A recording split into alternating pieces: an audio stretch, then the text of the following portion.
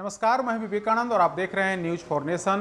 बिहार में चुनावी सरगर्मी पूरी तरीके से तेज है, लेकिन हम जो है यानी कि news for nation Bihar BJP के एक वैसे नेता की पोल खोलने में, यूँ कहें कि उनके जो कच्चा चिट्ठा है उस कच्चे चिट्ठे को हम खोलने की लगातार कोशिश कर रहे हैं। हम आम जनता को बता रहे हैं कि बिहार बीजेपी में अब कैसे उम्मीदवारों को टिकट दिया जाता है।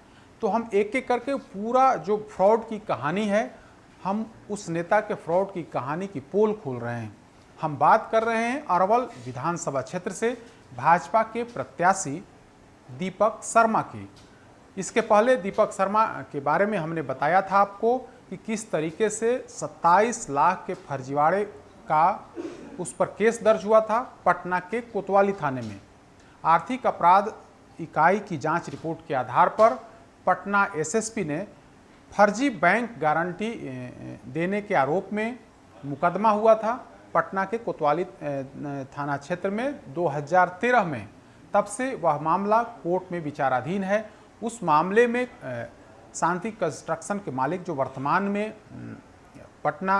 अरवल विधानसभा क्षेत्र से भाजपा के प्रत्याशी हैं, उनके खिलाफ एवं अन्य 3 अधिकारियों के खिलाफ उसमें मुकदमा हुआ था।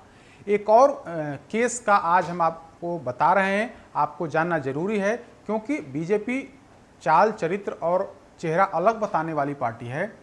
उस पार्टी ने एक ऐसे उम्मीदवार को टिकट देकर के मैदान में उतारा है जिस पर सिर्फ और सिर्फ फर्जीवाड़ा के मुकदमे हैं, यानी कि एक फर्जीवाड़े वाले व्यक्ति को, फर्जीवाड़े वाले नेता को भाजपा ने टिकट देकर के मैदान में उतारा है। अब तक 4-5 केस का हमने उल्लेख किया है कि इन केसों में भाजपा नेता दीपक शर्मा के ऊपर गंभीर आरोप लगे हैं।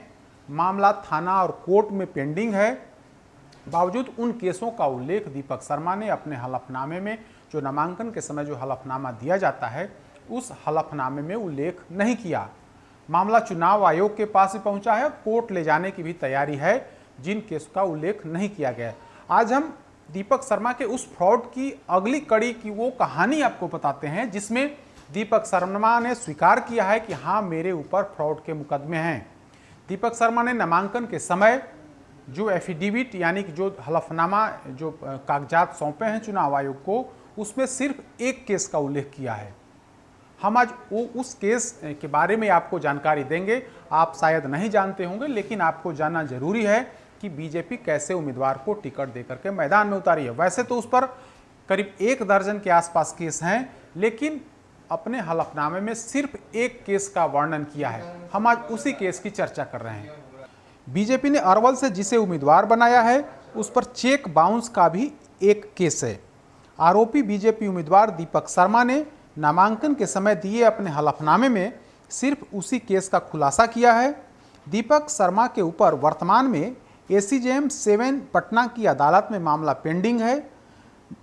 बीजेपी के अरवल से कैंडिडेट दीपक शर्मा ने उसी इलाके के एक शख्स प्रेम प्रकाश को से पैसे लिए थे।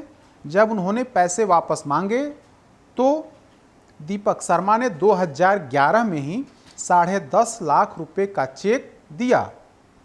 जब उस शख्स ने दीपक शर्मा द्वारा दिए गए चेक को बैंक में जमा किया तो उसमें पैसे ही नहीं थे, लिहाजा चेक बाउंस कर गया। इसके बाद पीड़ित व्यक्ति ने कोर्ट में आवेदन दिया। इस आधार पर वर्तमान में जो बीजेपी कैंडिडेट दीपक शर्मा हैं, उन पर पटना की अदालत में धारा 138 और आईपीसी की धारा 406 के तहत केस चल रहा है। आज भी वह केस पटना की अदालत में पेंडिंग है, जिसको स्वीकार दीपक शर्मा ने भी अपने हलफनामे में किया है। तो कुल मिलाकर कहें कि जिस तरीके से फ्रॉड की पूरी स्ट्रक्चर, पूरी कहानी हम आपको बता रहे हैं उस शख्स के बारे में जिस पर बीजेपी ने कहा है कि यह पूरी तरीके से यह व्यक्ति पाक साफ है, लिहाजा हम इन्हें अरवल से चुनावी मैदान में उतार रहे हैं। लेकिन हम एक एक करके उस पूरे कलई को, जो दीपक शर्मा की जो पूरी पोल है, जो फ्रॉड की पूरी कहानी है, हम एक एक करके हम आपको बता रहे हैं। आगे भी हम आपको बताएंगे कि आखिर और भी किस किस तरह के फर्जीवाड़े किए गए हैं।